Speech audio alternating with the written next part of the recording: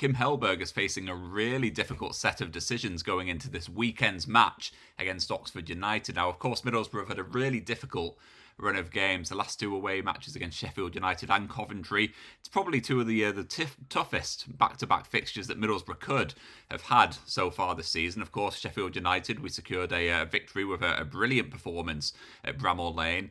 Coventry, it was a really difficult game, to be honest. As we all know, Middlesbrough lost 3-1 at the CBS Arena. It was a match where Frank Lampard's side really did a number on Middlesbrough, really kind of marked Middlesbrough out the game. They played a really physical style of play. They stopped Middlesbrough's key players like Hayden Hackney and Aidan Morris really getting to grips with the game. And while Middlesbrough did have moments of danger during that match, it just wasn't quite enough as Middlesbrough's winning run came to an end. Now, of course, Middlesbrough now have the opportunity to put things right this weekend. We host Oxford United at the Riverside Stadium. It's set to be a really bumper crowd. I think there was a notification from the club saying that there was over 30,000 tickets sold already on Thursday, which is a great turnout. Hopefully that'll be pushing towards a sellout by the time we get to Saturday afternoon, and it's going to be so important that the fans turn out in force to really get behind the lads, to help us to get a valuable 3 points and to put that result against Coventry behind us. Now, against Coventry, there was a couple of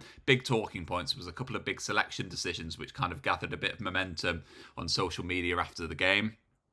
Luke Ayling in particular endured a really difficult night against Haji Wright, with a lot of people suggesting that he perhaps shouldn't have started that game. I think for me that was a little bit revisionist. I think that was maybe a decision that the supporters said based on how the game had gone. I think if you'd actually asked people before the game whether Luke Ayling should start, they'd have said 100% yes, because Luke Ayling has been excellent so far this season for Middlesbrough. And so I think the criticism towards him was a little bit harsh. It wasn't a great performance, I'll be honest.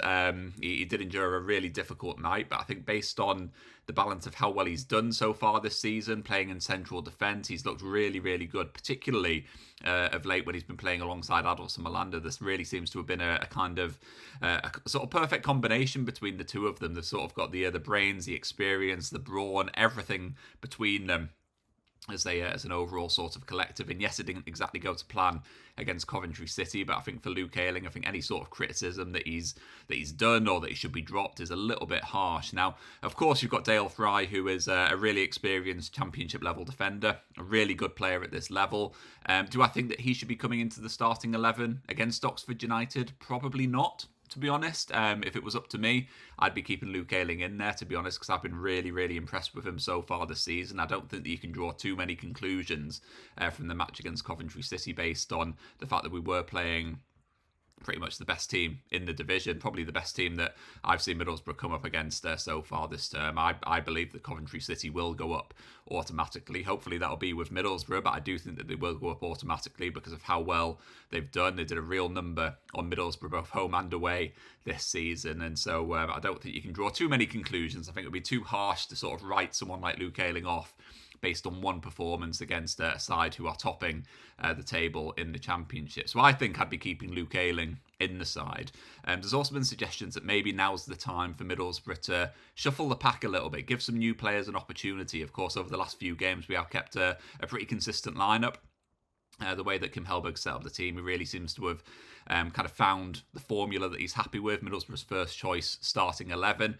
And you've got to say that you can't blame him. Performances have been really good. And once again, I don't think the result against Coventry is enough evidence to suggest that we should be dropping players or shuffling things around too much, because we have had a really good thing over the last few weeks. And I think if you do start tweaking things, if you start changing 2, 3, 4 players from the starting lineup, all of a sudden the chemistry within the team is wrong.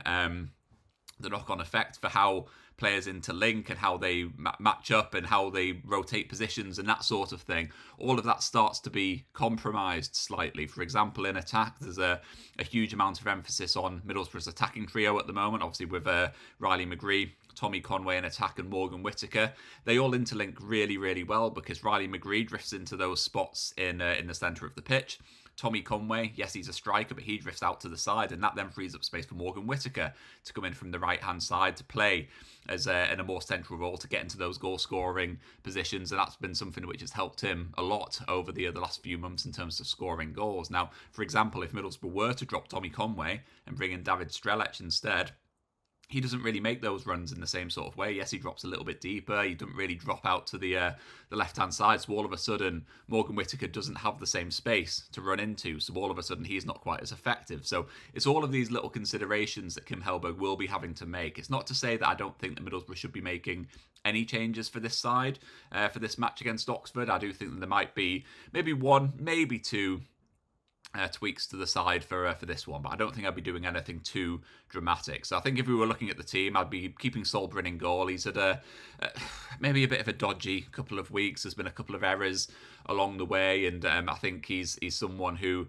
perhaps is, I don't know, struggling maybe with a little bit of the pressure of Middlesbrough's push towards promotion, but I do still think that he should be kept in goal. I think he's earned his chance to try and ride this out, to try and put these errors behind him. Yeah, we've got Joe Wildsmith in now, but I do think that Solbryn is certainly the player that Middlesbrough are banking on for the future. I don't think he's been so bad that he needs to be dropped or that we need to do anything too reactive, so I'd be keeping him in goal. In the back line, Callum Britton, very quiet against Coventry, not his best game, but I'd be keeping him in there. And Matt Targett, a left back, once again the same. Wasn't a particularly great game from him either. The handball, of course, was the headline bit of news, I guess, from him against Coventry, but it wasn't his best performance. But again, him and Britton have been excellent so far this season. So once again, similar to Ayling, I don't think you can be writing them off based on one game. Malander and Ayling, I'd be keeping them in central defence. Yes, Dale Fry will be chomping at the bit to be involved. There could be an argument to say that he should be involved, but I don't think it would send the right message to drop Luke Ayling after that match against Coventry. Perhaps let him play against Oxford, let him get a good performance under his belt, and then maybe against Leicester midweek, maybe give Dale Fry an opportunity then, or give him an opportunity in the next couple of games. But I don't think it would send the right message to drop Luke Ayling after that match against Coventry, particularly given the amount of criticism that he got online. Central midfield, I think I'd be keeping it as it is. I think Alan Brown surely can't be dropped. He's been wonderful. He was the player of the month for Middlesbrough, in the Championship during January. So he was absolutely excellent. Again, pretty quiet against Coventry, but I'd be keeping him in the team. And Aidan Morris and Hayden Hackney, undroppable for me. So I think all three of those players need to start. Morgan Whittaker, I'd be keeping him in there. His goal scoring has dried up a little bit of late, but I do think that he'd be starting. And I think Tommy Conway also needs to start. I think the consideration with Conway, of course, is that he picked up what looked like a pretty painful groin injury in the first half against Coventry. He didn't quite look himself for the rest of the game. Maybe carrying that round a little bit with him, didn't really look as effective or as sprightly or as dangerous, and he didn't put the Coventry defence under as much pressure as what he would normally. But I think if he is fit, he needs to be starting. If he's not quite 100%, then maybe this is the sort of game when you do give him a rest. Maybe you do give David Strelec an opportunity. He's back to full fitness now. He looked decent when he came off the bench against Coventry, so maybe he comes into the team in place of Conway if Conway isn't fit. But if Conway is fit and if he is ready to play, he has to play because he is such an important player for Middlesbrough's attack. And then the only other decision is to do with Riley McGree. Now, Riley McGree is a player who is just brilliant for Middlesbrough. He's been such an important part of Kim Hellberg's success so far at the club. When he's played, Middlesbrough have looked like a completely different outfit. It's been so good to see him get back to his former self, being just as dangerous in the Championship. The consideration with Riley McGree is about his fitness and his load management. I think he is a player who's played quite a lot recently in the last few weeks. Is there a question mark to say that he needs to be managed? Does he need to be left out of the team or put on the bench so that he's only playing 25, 30 minutes against Oxford to give him a bit of a rest, to give him a bit of a breather, to make sure that we can keep him fit between now and the end of the season? Now, that would be a big decision from Kim Hellberg, but with Jeremy Sarmiento, obviously he's done very well in the last couple of weeks. He's come off the bench, looked really dangerous. Obviously he rattled the post against Coventry as well, so he's someone who's really chomping at the bit to be involved. I would like to see him given a start sooner rather than later. It's hard to see who he replaces in the team. I think a lot of people might suggest that he should maybe replace Morgan Whittaker, but I do think given his goal scoring exploits so far this season, I don't think you can really drop him either. I think in an ideal world I would be sticking with Riley McGree, Tommy Conway and Morgan Whittaker as that attacking trio. But if Kim Hellberg does decide that maybe McGree isn't quite ready to start this game, maybe he needs to drop to the bench and only play 25, 30 minutes, then I'd be loving the opportunity to see Jeremy Sarmiento start the game because he's looked really bright, he's looked really dangerous, and against a side like Oxford, who are really struggling in the Championship, it could be a great game to unleash him, see what he can do from the start. So I think as far as I'm concerned, if there is the opportunity to go unchanged against Oxford, I think that's what I'd be doing. If not, maybe one, maybe two changes to the side.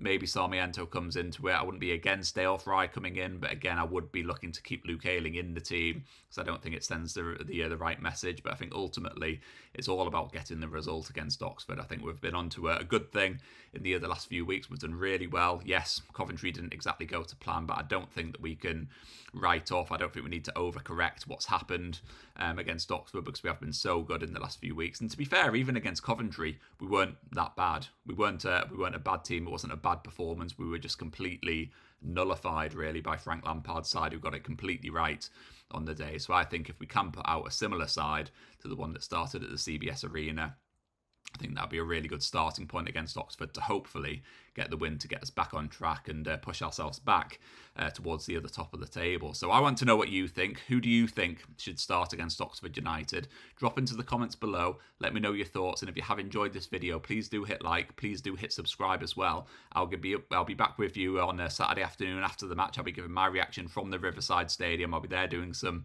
reporting with the Reds. So I'll be back in the press box and I'll do some behind the scenes reaction to the game after the match. So if you're looking forward to that, hit like, hit subscribe, and I will catch up with you on Saturday.